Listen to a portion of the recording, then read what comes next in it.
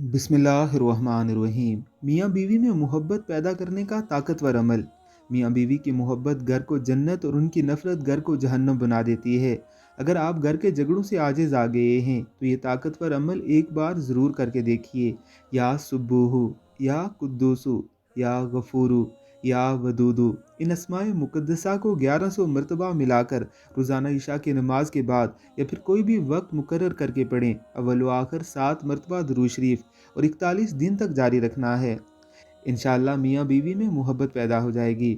इसके बाद जिस शख्स के लिए भी ज़रूरत हो 21 मरतबा पढ़कर तसव्वुर में या सामने दम करें। अगर मुमकिन हो तो आब ज़मज़म पर दम करें या शहद पर दम करें और इस्तेमाल करवाएं।